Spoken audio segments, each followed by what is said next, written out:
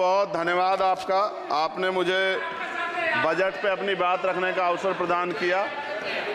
मैं अपनी बात को शुरू करते हुए बहुजन समाज में जन्मे सभी संतों, गुरुओं और महान पुरुषों को नमन करता हूं। साथ साथ मैं भारत की महान जनता का भी धन्यवाद करता हूं कि उन्होंने लोकतंत्र की रक्षा इस बार की है। सभापति महोदय, पिछले 10 सालों में सरकार की नीतियों के कारण गरीब और गरीब हुआ और अमीर हुआ है, यानी गरीबों और अमीरों के बीच फासला बढ़ गया है। सारे देश की संपत्ति को चंद अमीरों के हाथ में दे दिया गया है। ये हमारे संविधान की मंशा और समतावादी समाज के लक्ष्य के खिलाफ है। अतः हमारी नीतियां गरीबों के पक्ष में भी होनी चाहिए।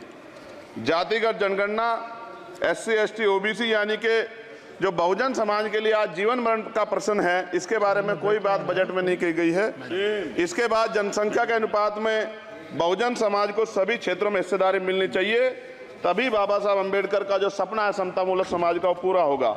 महोदय, एक ऐसा विकसित भारत है जिसमें आज भी सफाई कर्मचारी को पक्की नौकरी नहीं मिल रही है और उसको गटर में उतरने के लिए मजबूर किया जा रहा है।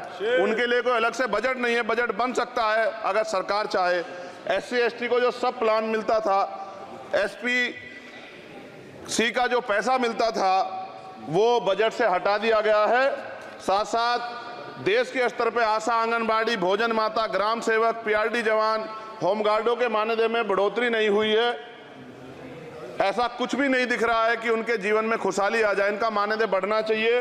विधवा, वृद्धा, विकलांग पेंशन प्रत्येक महीने 500 रुपये से बढ़ाकर 5000 रुपये की जानी चाहिए, क्योंकि महंगाई बढ़ रही है। देश में प्रधानमंत्री जन कल्याण योजना के तहत SC, ST, OBC और मुस्लिम को कितने घर दिए गए, इसका कोई आंकड़ा सरकार के पास नहीं है।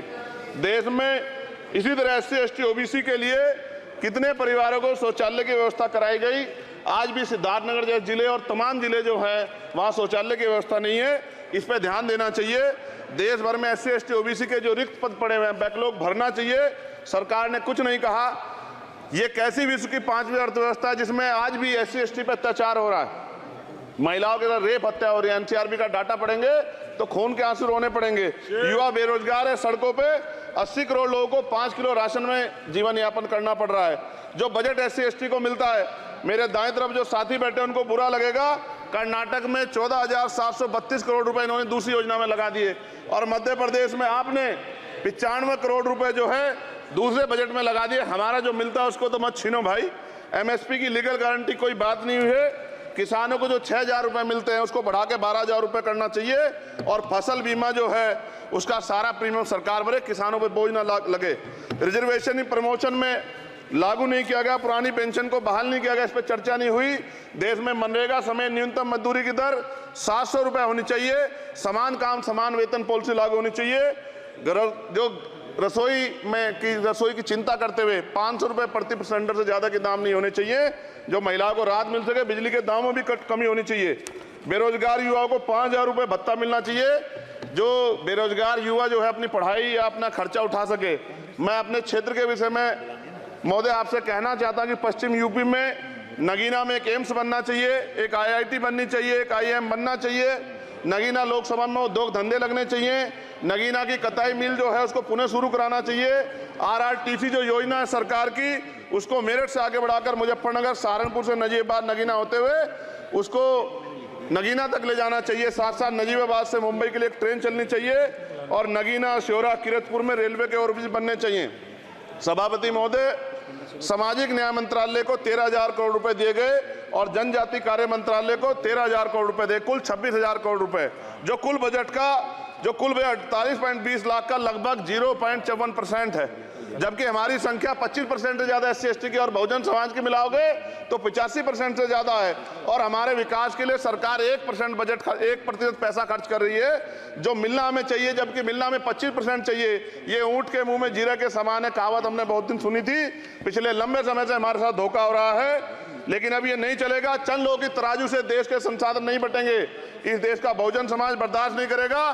संसाधन का बंटवारा संख्या के आधार पे होगा। माननीय काशीराम साहब नारा लगाए थे, ना तो वोट हमारा राज तुम्हारा चलेगा, और आज हम कह रहे हैं ना ही वोट हमारा और नोट तुम्हारा चलेगा। इस बात का भी ध्यान जो है सरकारों को देना पड़ेगा। आपके माध्यम से सरकार से मेरी एक मांग है, सरकार इस योजना का लाभ भी अपने आप ले ले, सरह भी ले ले। कि 1 लाख रुपए सालाना बहुजन समाज के अत्यंत गरीब परिवारों को दे।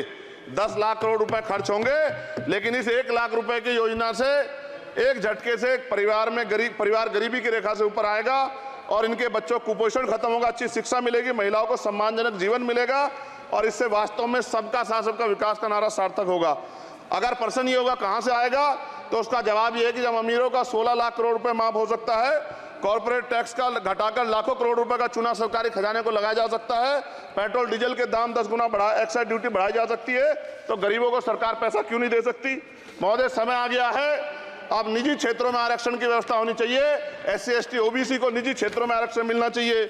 और मेरी आपसे ये भी मांग है, क्योंकि अब समय की मांग है और देश तेजी से आगे बढ़ रहा है, तो मैं कहूँगा कि सरकार का जो सबका साथ सबका विकास का नारा लगभग वो असत्य महसूस होता है, क्योंकि अल्पसंख्यकों में मुसलमानों, जैनों, सिखों, बुद्धिस्टों के लिए कुछ दिख नहीं रहा, उनकी कल्याण कोई योजना नहीं है।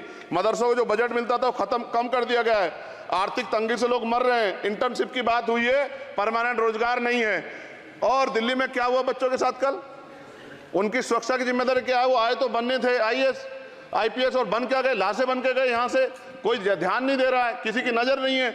साथ साथ मैं आपसे ये भी आग्रह करूंगा कि हम ग्रामीण क्षेत्रों से आए लोग देश से बड़ा प्रेम करते हैं और हम ये महसूस करते हैं कि सरकारें हमें सुनेंगी, सरकारें हमारे बारे में सोचेंगी, लेकिन ऐसा महसूस हो जाता है आज़ादी के 75 साल बाद, और जिसको अमृत काल कहा जा रहा है, आज भी SC ST OBC के लोगों पर अत्याचार हो रहा है। अभी 2 दिन पहले गोली से उड़ा दिया गया गाजियाबाद में और राजस्थान में गर्दन काट दी गई। ये घटनाएं देख कर डर लगता है, घर से निकलते हुए भी कि आने घर वापस लौटेंगे नहीं लौटेंगे। तो मेरा सरकार से आग्रह है, अगर आज़ादी के 75 साल बाद भी हमारी हत्या हो रही है, तो हमारी मां को भी दर्द हुआ होगा जब उसने हमें पैदा किया हो, हमारी बहनों को भी हमारे खोने का दर्द होता होगा। कैसी कानून व्यवस्था है आपकी, सब कुछ है आपके पास, फिर भी जो है महिलाओं पर रेप नहीं रोक पा रहे हो, हत्याएं नहीं रोक पा रहे हो, गरीबों, दलितों, पिछड़ों, किसानों, मजदूरों की जान नहीं बचा पा रहे हो। किसान सुसाइड कर रहा है, नौजवान सुसाइड कर रहा है, और बड़ी बड़ी बातें होती हैं, इधर भी अच्छे लोग हैं, इधर भी अच्छे लोग हैं, लेकिन अच्छाई तब होगी जब जमीन पे भी कुछ काम दिखाई देगा। और जमीन पे महोदय कोई काम दिखाई नहीं दे रहा है।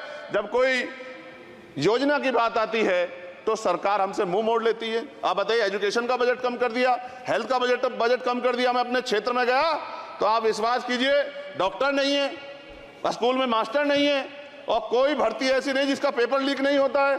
तो देश किस तरफ जा रहा है और इसमें नौजवानों का भविष्य क्या है, इसके बारे में हमें चिंता करनी चाहिए। और अंत में अपनी बात को खत्म करते हुए मेरा आपसे आग्रह और आपके माध्यम सरकार से आग्रह है कि यहाँ बाहर बाबा साहब अम्बेडकर की मूर्ति लगी हुई थी, एक वो करोड़ों लोगों की आस्था से जुड़ा विषय है, और आप विश्वास करो इतना गुस्सा है उसको लेके, मेरी आपके माध्यम से मैं हाथ जोड़ता नहीं हूं, लेकिन मैं हाथ जोड़ के आपसे आग्रह कर रहा हूं कि प्रधानमंत्री जी, सरकार से हमारी आग्रह कि वो अम्बेडकर वादियों के सम्मान का ध्यान रखते हुए, उनके जो है दिल की पीड़ा को समझते हुए, उनके दर्द का ध्यान रखते हुए उस मूर्ति को पुनः स्थापित करा दीजिए। अगर इसमें कोई राजनीतिक कारण अलग बात है, लेकिन मैं कंक्लूड कर रहा हूं। मगर मैं आपसे कहना चाहता हूं, इसमें बहुत गुस्सा है। जिस दिन अम्बेडकरवादी गुस्सा हो जाएगा, वो फिर इस सरकार को जो 24 में आ गई है, वो आने वाले चुनाव में ऐसा सबक सिखाएगा कि दोबारा पलट के नहीं देख पाओगे। तो मैं आपका धन्यवाद करता हूं, और मुझे विश्वास है कि सरकार मेरी बातों पे गौर करेगी और गरीबों के बारे में सरकार सोचेगी, गरीबों को आगे बढ़ने के अवसर प्रदान होंगे। धन्यवाद।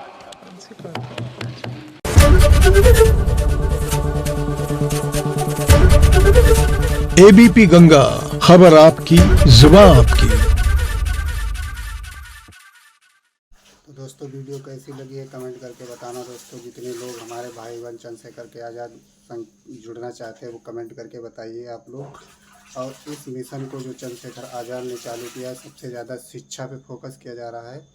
शिक्षा, इतनी महंगाई बढ़ चुकी है, महंगाई के कारण जो हमारे गरीब भाई हैं वो गरीब बच्चों को नहीं पढ़ा पाएंगे। इसीलिए हमारे इस चंद्रशेखर भाई के साथ मिशन में सभी लोग शामिल होइए आप लोग, और ज़्यादा से ज़्यादा सपोर्ट करें। वीडियो अगर अच्छी लगी हो शेयर कर दें, दबा के शेयर करें, लाइक कमेंट शेयर कर दें, हमारे चैनल को फॉलो कर लें। आज मिलते हैं दोस्तों अगले वीडियो में, तब तक के लिए बाय बाय।